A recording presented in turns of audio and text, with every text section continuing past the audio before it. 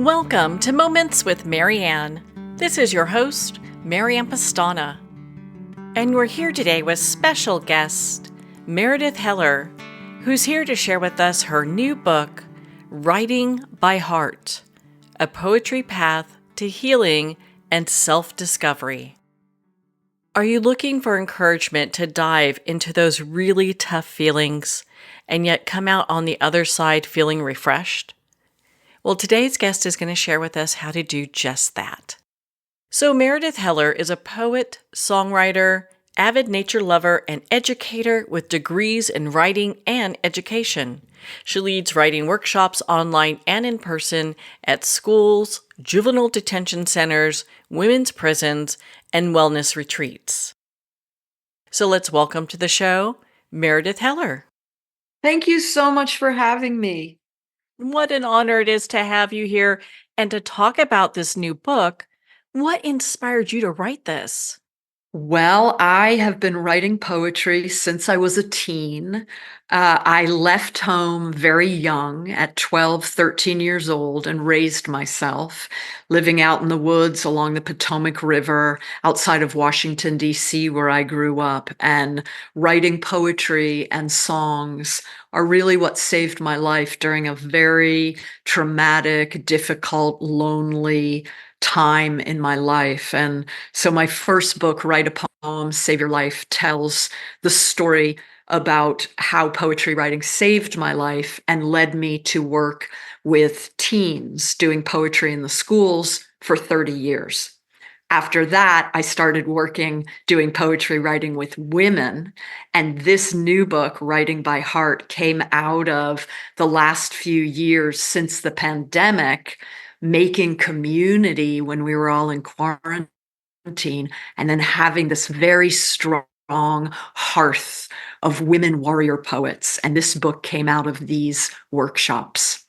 So, when we look at writing by heart, what does that mean? Well, writing by heart, I've always loved the concept of doing something by heart. When we do something by heart, we know it in our bones and our blood. It becomes a trusted friend. And that's what I'm hoping for everybody who uses this book, Writing by Heart, or who comes to my workshops, is that writing becomes a place of trust and a friendship with yourself and your creativity and your muse, and that it becomes a refuge and a place of honesty and a place where you deepen into who you really are, bringing your purpose and your passion to the world. Your subtitle, A Poetry Path to Healing and Self-Discovery, has me really thinking like, how can poetry bring us to these places? Yeah, it's such a good question. Thank you. You know, Um, writing, when we write for ourselves, the way we do with this book or in my workshops, we're not writing for anybody outside ourselves. We're not writing to get anywhere or to impress anyone. We're really writing in a self-reflective way to understand ourselves more deeply, to touch our truth. So a lot of us start with our writing being the first place where we can be absolutely honest, knowing that if you don't want someone else to read that, you can burn it, you can rip it up. And so we begin to be able to voice what's truly happening for us, how we feel, all of us. Every part of us is welcome, from the sadness and the grieving and the loss and the hot mess and the confusion to the joy and the passion and the longing, and making room for all of ourselves and to express ourselves in this way makes us whole, and this heals us. So, when we look at this type of healing, what is it like for people? Because I know a lot of times people are expecting like instructions. How do they open themselves up to healing with poetry? Mm. Well, it happens in the writing itself, and the book is full of writing invitations that are doorways, and all you have to do is start. I say your pen is the key, your paper is the door. Put your pen to paper and open the door. Just start writing. It is a relationship of trust with yourself, showing up. What's bubbling up here in my belly, in my heart, right here, right now? And how can I give what I'm feeling, what I'm going through? How can I give it my attention with curiosity and kindness? And see what I dig up, see what I discover and learn about myself. And when we learn something through our writing that we didn't necessarily know that we knew, this is when our writing really becomes alive. And this is what brings us back to the writing process again and again. So, do you feel like most people need permission to start this process, that maybe that's like a hang up for them? I love that question. Yes, and there's actually a whole section in the book called permission, and it's what can we give permission to in ourselves and in everything in our lives. And so, yes, this is absolutely included in that list of what we need to give ourselves permission for. Um, I do. I think that we need to ask ourselves for permission and give ourselves permission to really slow down and feel what we feel and be present with what we're going through and know that we matter enough to really dive in deep to what's going on with us. And writing is such a great mirror because it all comes out. I always say the poem knows the poem. Once you start writing, you are engaged in this deeper creative flow. And it's wild what comes out. I mean, we touch into deep psyche and the metaphors come, and then you read through it after you've written and you think, wow, this is such a great reflection of really where I am. And just that one degree of separation from self to seeing it on paper helps us have more clarity and understanding and helps us to make meaning of what's happening in our lives and gives us choice. Where do I want to point the compass of my heart now? So it helps us to see ourselves and get clear about who we are. And I think the permission is I choose that I matter and I want to know myself more deeply. So, how do people find a way to cultivate a writing practice, especially when our lives are so busy? Yeah, it's really a good question. I often start people with making two kinds of lists, either a gratitude list or a spark list. So, a gratitude list is from the very smallest things in your day to the very biggest things in your day that you're grateful for. And this really rewires our brains and our hearts to appreciate the things in our life that are working rather than always picking at what doesn't work. And you can do a gratitude list for literally 5 minutes while you're having breakfast or before you go to sleep. And it really is an incredible way to be in communion with yourself and your life. So, gratitude list is a great way to start. And you could always build out into a bigger piece of writing from that. The other thing I like to suggest is a spark list. And these are another thing you could do in 5 minutes during lunch, before you go to sleep, when you wake up in the morning. What are 3 to 5 things, or even 1 to 3 things, that sparked my inspiration, moved me emotionally, caught my senses, whether it was the sunshine on your skin, or a sparkle of light as you took a walk, or a cat walking down the street with you, to um, anything from the smallest to the biggest things that spark you in some way, that move you in some way. And these are great ways to start that are not overwhelming or intimidating for people. And the other thing that I want to say is about this kind of writing that you'll do with this book, Writing by Heart, or if you come to workshop, is that I'm really using poetry as an umbrella term now to encompass and hold personal, self-reflective, expressive writing. And all forms of writing are welcome along with the book and in workshop. People are writing poetry, prose, story, heart spill, mind spill, song lyrics, make up your own form, just write. That's the big thing. Just write, just do it. It becomes a refuge and a friend. Do you ever have people that tell you, well, I'm not a writer and I don't even know where to begin? Yeah, definitely. I do.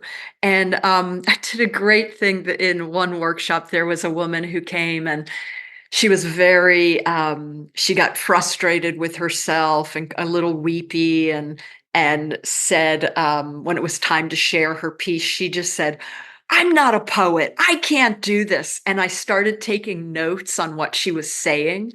And after she finished her kind of mini rant, which I completely understood and held space for, and it was actually very liberating for other people to hear it as well. I wrote down all the little things she was saying, and then I read it back to her as if it were a poem. And so it was like, I'm not a poet. I don't know how to find words that express what I'm feeling. I can't do this. I'm going to go out of this class and pick up my paintbrush. And it turned into this gorgeous poem. So I would say stick with it. Whatever bubbles up in you, write that down and just say yes to yourself. Say yes to your creativity. Say yes to what's bubbling up in you. And when we say yes, we learn how to make more room for ourselves in our own lives. How did that person take hearing that poem? I'm sure she was just, overwhelmed in a good way. She was overwhelmed in a good way. She loved it. She still writes to me once in a while and talks about that when we did that. Yeah. And she's gone on to write wonderful poems. Wow. What an empowering She has platform. poems in the new book. Yeah. That is so empowering. You just Yeah, gotta love that, I having know. that kind of impact, there's that impact on other people. Oh, it's so amazing to watch what happens with people, how people, first I worked with kids in the schools for 30 years and helping those kids to find the words to write poems and express what matters to them, and then stand up in front of a classroom of their peers with their hands and their voices shaking, and then get celebrated and cheered for their poem. And they sit down, and it is as if they have grown wings, the shift in them, the way they begin to believe in themselves. And I see the same thing with the people who come to my workshops. Quiet, timid, shaking voices, people who can barely read their piece, and they come to a few workshops and they are sitting in the center of their beings, owning and claiming all of themselves, the wounding that makes them deep and sensitive, the resilience that makes them strong, the vision of who they want to be in this life and how they want to live. And that all comes through the writing because we dig deep and we always share our pieces. And I think there's an element also in the sharing of our pieces that we write of being witnessed. And there is a healing that happens when we take the parts that we tend to hide or hold back, and we bring those parts out and be willing to have them witnessed by other people. There's a healing that happens in two ways. One, we see our commonality with other people. We learn I am not alone. And then the other thing that happens is we see our unique journey and how who we are as a unique person in this world matters. Our voice matters. So what are we contributing? What are we offering from our own unique experience? Well, on that note, we're going to pause here for a quick break. We've been speaking with Meredith Heller in regards to her new book, Writing by Heart, A Poetry Path to Healing and Self-Discovery. You've been listening to Moments with Marianne. We'll be right back after these messages from our sponsors. Are you an author, speaker, or expert who is looking for more publicity? Visit radioguestlist.com and sign up for free interview requests from shows looking for guests. Radio Guest List is the #1 free booking resource for radio, podcasts, and TV talk shows who are looking for experts like you right now. Visit radioguestlist.com and sign up today to get the visibility you deserve. There comes a moment when you realize you're somewhere special. When you discover that each beautiful creature that you see has been rescued from a life of absolute horror and brought to this incredibly free place. Here's where their lives were forever changed and where yours will as well. Discover over 500 tigers, bears, and lions at the brand new visitor center at the Wild Animal Sanctuary just outside Denver. For more information, visit wildanimalsanctuary.org. Discover true freedom at the Wild Animal Sanctuary.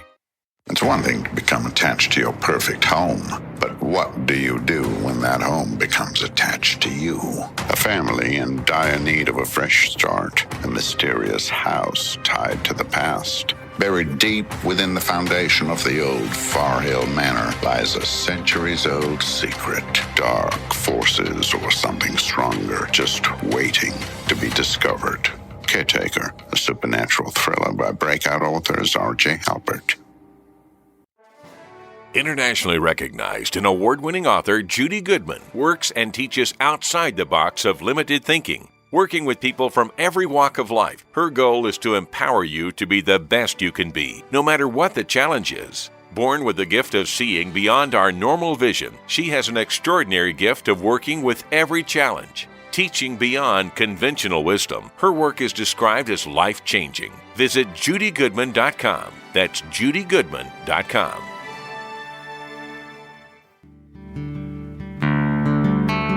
I'd like to thank Jason Eastwood at Guitarfulness for sharing his inspiring music and talent with us. His music is known worldwide for cultivating atmospheres of harmony, inner peace, and clarity. Visit Jason's website at guitarfulness.com. Join his newsletter, be part of his community, and download his music. Welcome back to Moments with Marianne. We're here today with special guest Meredith Heller, who's sharing with us her new book, Writing by Heart, A Poetry Path to Healing and Self-Discovery.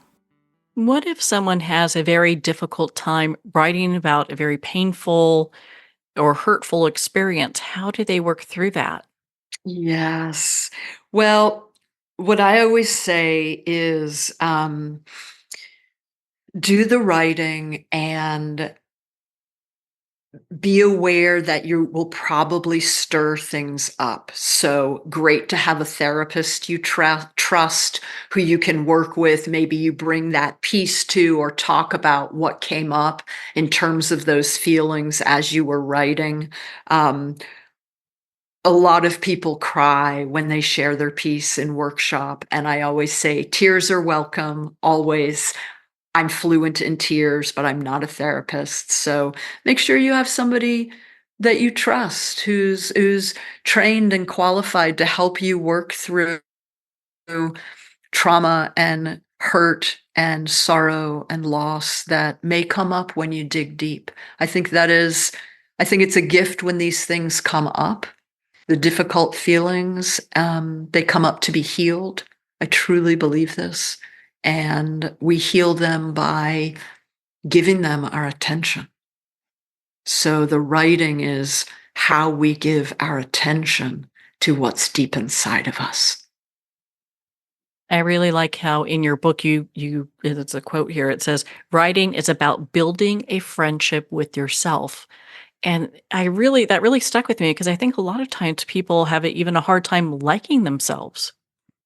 Oh, I really agree, Marianne. It's a horrible thing in our culture and our society that we are so hard on ourselves and we judge ourselves and condemn ourselves. And I think that's the other thing that happens in writing is that we build this relationship of kindness and welcoming and curiosity with ourselves. And I look forward to it. I look forward to sitting down with my journal and thinking, I wonder what part of myself I'm going to speak with today as I start writing, or what part of myself has something it wants me to know as I start writing. And it is this depth of communion and friendship that is sacred that happens when we really sit down and give ourselves this writing time. And my hope is that the writing process helps people to fall in love with themselves and their lives. What can a regular writing practice do for us? It can really give us an opportunity to sort through the things that are going on in our lives that are often overwhelming and chaotic, and we're all going at such a crazy pace these days. It allows us to slow down, get present with ourselves, give our attention to what is bubbling up in us, whether it's something that we're moved deeply by or something that's bothering us. And as we begin to name those feelings that we're going through, it brings clarity and a sense of organization and the self expression. A place to say what you need to say, a place to voice it is so empowering and so cleansing and cathartic. So I think having a writing practice, cultivating a writing practice, is about showing up and being truthful with ourselves and giving ourselves our curiosity and loving kindness, the way we would tend a garden. We are our own garden. We've got to give ourselves sun and water. We have to digest life's experience. We've got to turn the compost of the past and plant new seeds for the future. And we do all of this through the transformative healing process of poetic, expressive, self-reflective writing. So, how do we work through a writer's block when we get those? Yes. First thing to know is it feels terrible. Most of us judge ourselves horribly when we're not producing, or we can't get into the flow, or we haven't written anything we like in a while. And it happens to all of us.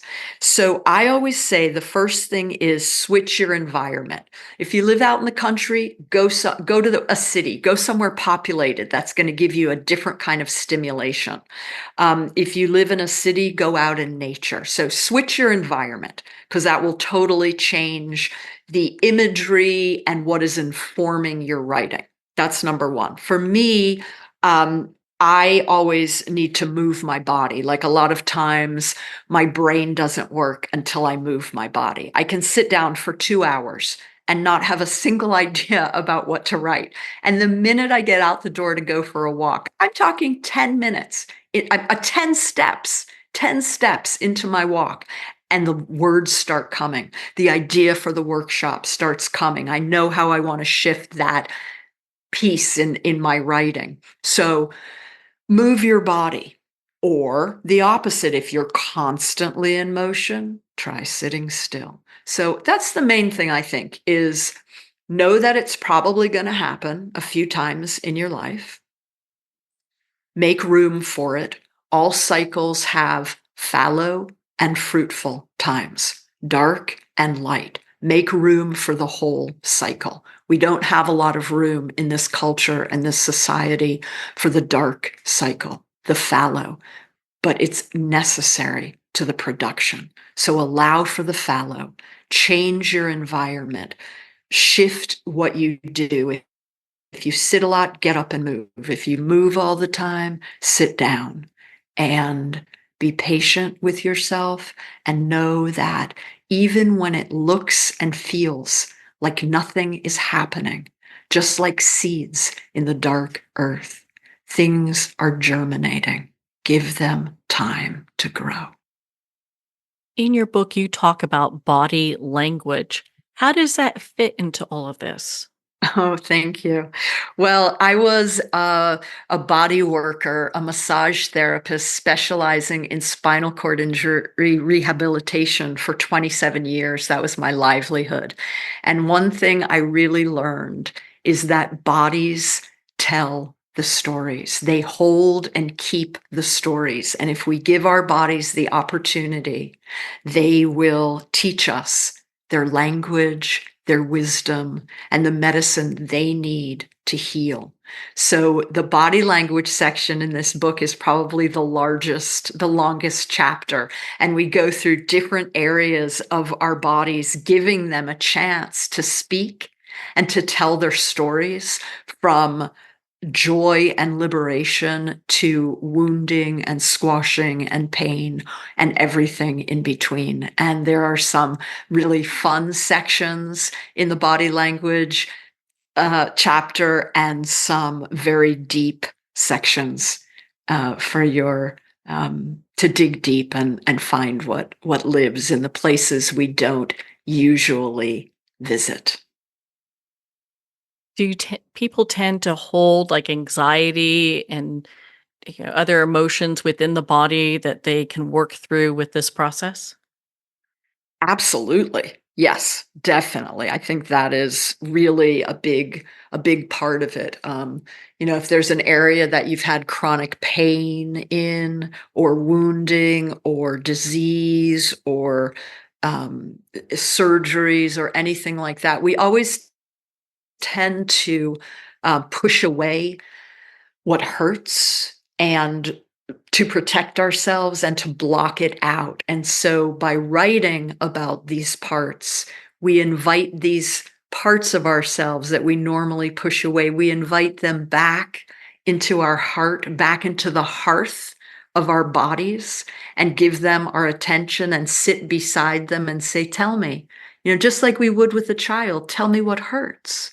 Or tell me what makes you feel joyous, what makes you want to dance, right? So we might write about our feet. We might write about our knees, our bellies, our hands, starting with something not so vulnerable, like the hands, which are incredible creatures unto themselves, and then slowly moving into more vulnerable areas like the belly or the hips or the lower back or an area of pain or wounding. As you've worked through the different workshops that you provide for your students, what tends to be one of the places people get stuck? What a great question. It's interesting. We did a workshop called Desire, which I believe is chapter 9 in the book. And my invitation was to tune in to desire, your desire, as if it is your heart's compass, pointing you in the direction of what you most love in this life, what most fully enlivens you. And people were really having a hard time giving themselves permission for their desire. There was pain and shame and blame all around desire. So I ended up thinking, what if our heart's desire could be as natural as knowing the colors we love? right? This color energizes me. That color makes me feel calm. I love this color. I can't stand that color. What if it were that natural? So I created a section within the desire chapter called Color Crazy. And we all wrote about color and how you just know you gravitate to the colors you like. And so I think that was what was tricky for people, giving themselves permission for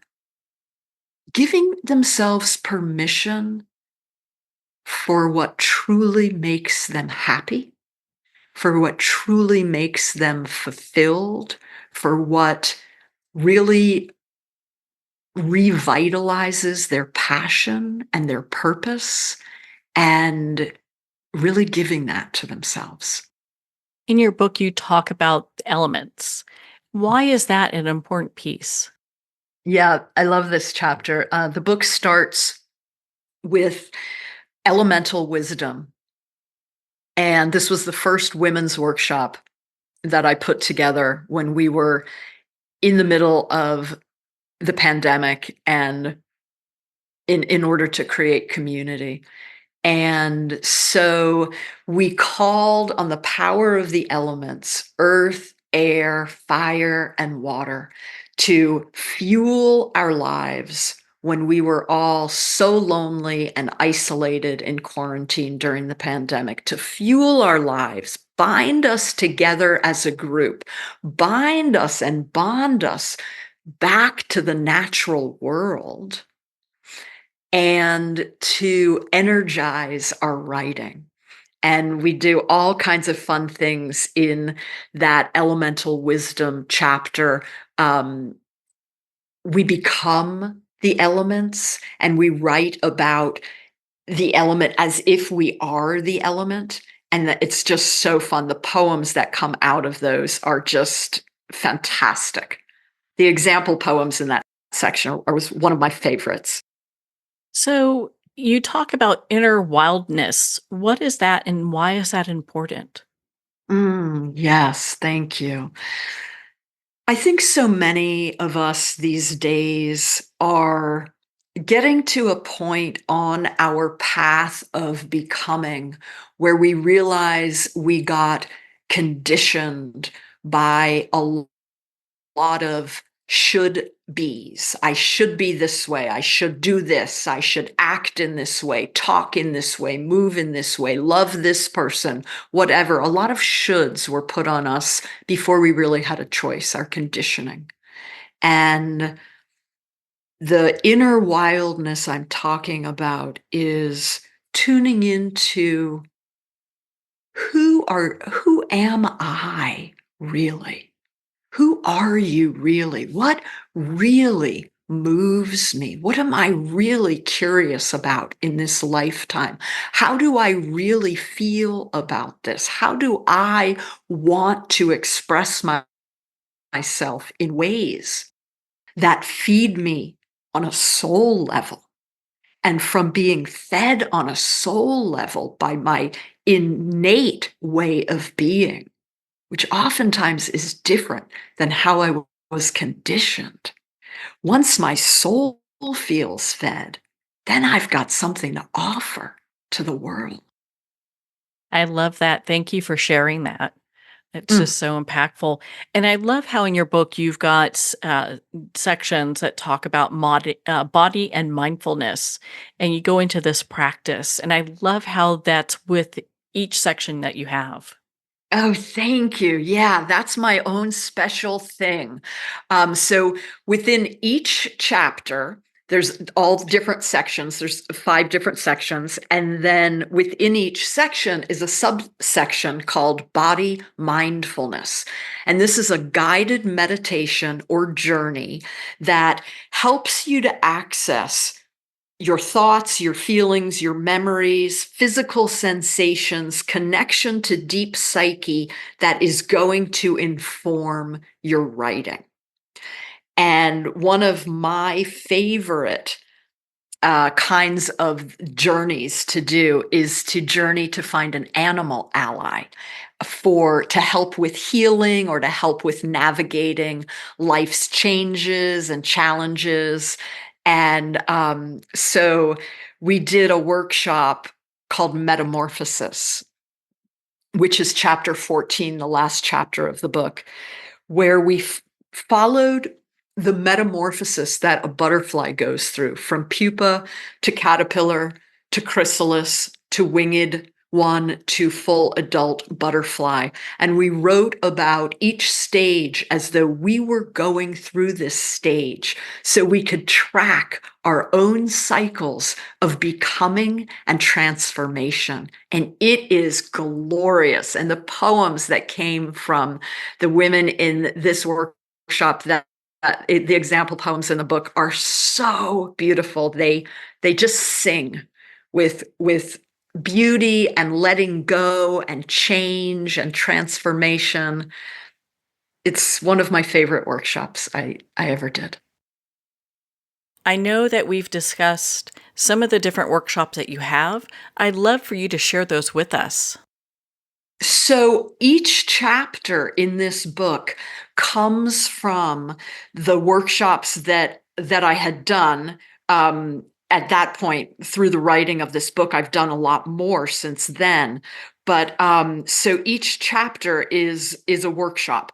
So we've got elemental wisdom and body language, like we talked about, sensorium, where you explore your senses, wild heart, sanctuary, belonging, fertile darkness, which I was touching on before in terms of a fallow cycle, and really giving that to ourselves as part of the wholeness of our cycles. Desire, which we talked about. Chapter 10 is bloom. Explore your life cycles from seed to bloom and back again. Zen bones, where we learn to boil our poems all the way down to the essence. Heartbeat, where we actually attune through our hand, palpating our actual heart, and open a line of communication with our physical organ heart to inform our writing. Moon dance, where we follow the lunar phases to inhabit our cycles, our shadow, and our shine. And lastly, metamorphosis, embody the poetry of change. And so these workshops I teach ongoing through the whole year. They meet once a week on Zoom for a series of 5 weeks, a 5-week series. Then we take 2 weeks off, give people a breather, give me a chance to create the next workshop, and we roll this way through the whole year, including the summer. And when I started the women's workshops in October of 2020, I had 8 women, and for that elemental wisdom workshop. And when that workshop was over, they asked for another one, and they came back and brought their friends from all over the country. And so we have now outgrown our original 2 and then 3 flower pots cohorts, and we now have 5 cohorts, and we're growing. The beauty of Zoom is that we have women from all over the country and a few women from around the world. We have women who get up at 1 a.m. and Zoom with us from Egypt and Croatia. We have women in Alaska and England and Nova Scotia and the Netherlands and New Zealand and all across the United States. And we are growing. And it is an incredible community of women warrior poets. They show up beautiful and brave and vulnerable and courageous. And they dig deep in their writing to find their treasures that help to revitalize their lives, their passion, their purpose. Well, Meredith, I have found your work to be so empowering. I wanted to thank you for being here with us today and sharing your wisdom and insight. Where can our listeners and our readers go to learn more about your work and, of course, your workshops? Thank you. My website, meredithheller.com. I'm on Facebook, I'm on Instagram, and my book is available everywhere books are to be found from your favorite bookseller. It just came out and it's flying off the shelves. And my hope is it gets into the hands and hearts of everyone who will benefit from the healing and transformative power of poetry writing. Well, Meredith, thank you so much for taking the time to be on the show with us here today. I had such a wonderful time talking with you, Marianne. Thank you so much. Well, thank you, Meredith. It's been such an honor to spend this time with you and to talk about your new book, Writing by Heart, A Poetry Path to Healing and Self-Discovery. Writing by Heart's available at Amazon, Barnes & Noble, and all indie retailers. And remember, support our indie bookstores. If they don't have it on the shelf, just ask for them to order it. You can order this book directly from the publisher, New World Library, at newworldlibrary.com. Well, we're at the end of our time today. I'd like to thank everyone for tuning in. You've been listening to Moments with Marianne, where we make every moment count.